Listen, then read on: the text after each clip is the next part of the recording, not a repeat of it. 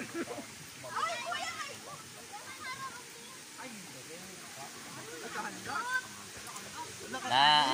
morning po, narito po kami ngayon sa isang dam site kung saan kami po ng buong youth ng GCCM Payawin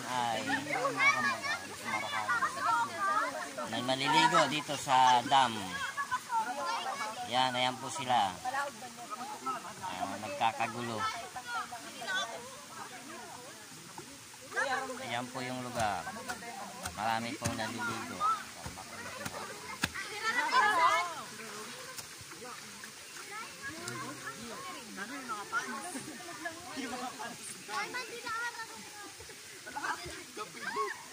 Oh, kaway.